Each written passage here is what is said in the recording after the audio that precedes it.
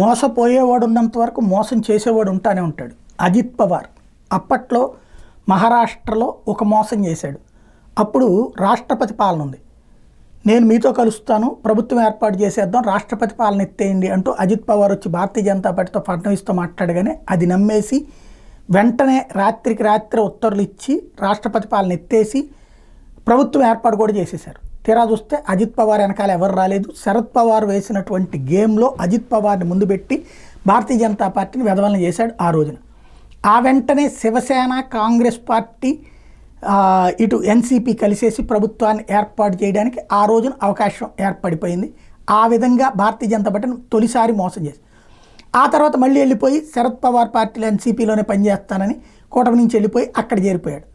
మళ్ళీ అజిత్ పవార్ మొన్నటిసారి ఏదైతే అతనితో సంబంధం లేకుండా చక్కగా షిండే వచ్చాడు, ప్రభుత్వం ఏర్పాటుకు కావాల్సిన బలం వచ్చింది. కానీ కోవర్ట్గా ఉన్నటువంటి శరద్ పవార్ కోవర్ట్గా అజిత్ పవార్ వచ్చి కూటమిలో చేరతానంటే ఒప్పుకున్నారు. అతని కోసం ఇప్పుడు బోలెడు సీట్లు ఇచ్చారు. దానివల్ల ఒక నాశనం. అందులో 5 గెలుస్తాడు 6 గెలుస్తాడు అన్నది కూడా డౌటే.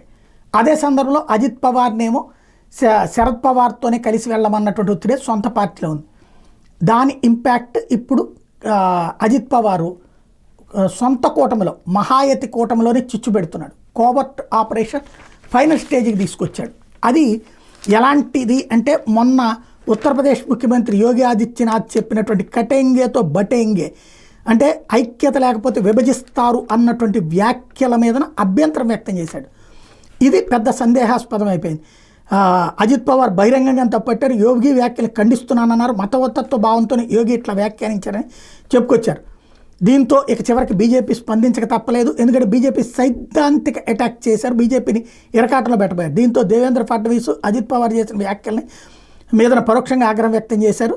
మీడియాకి ఇచ్చిన ఇంటర్వ్యూలో ఫడ్నవీస్ మాట్లాడుతూ ఆయనలో హిందూ వ్యతిరేక భావజాలం ఉంది, అందుకే యోగి వ్యాఖ్యల మీద అట్లా వ్యాఖ్యానించారని చెప్పారు. అంతేకాదు ప్రజల మనసులు అర్థం చేసుకునేందుకు అది కొంత సమయం పడుతుంది, యోగి నినాదంలో తప్పే ఉంది, ఈ దేశ చరిత్రలోనే ఆయన చెప్పుకొచ్చారు అంటూ యోగిని ఫడ్నవీస్ సమర్థించారు. హిందువులంతా ఐక్యంగా ఉండాలని యోగి పిలుపునివ్వడంలో తప్పులేదు. అజిత్ సుదీర్ఘకాలం పాటు హిందూ వ్యతిరేక శక్తులతో కలిసి ప్రయాణించాడు, ఆయనలో హిందూ వ్యతిరేక భావజాలం ఉంది, తమకు తాము లౌకికవాదులు అని చెప్పుకునే వాళ్ళలో నిజమైన లౌకికవాదం లేదు, హిందుత్వం వ్యతిరేకించే వాళ్ళతో అజిత్ దశాబ్దాల పాటు కలిసి ఉన్నాడు, ఇలాంటి ప్రజల సెంటిమెంట్లను అర్థం చేసుకోలేరు, వాళ్ళ ప్రకటనలను కూడా అర్థం చేసుకోలేరు, ఇంకేదో చెప్పాలనుకుంటారు అంటూ యోగి చేసిన వ్యాఖ్యలో తప్పు లేదని డైరెక్ట్గా ఓపెన్గా చెప్పుకొచ్చారు. దీంతో కథ మారిందనమాట.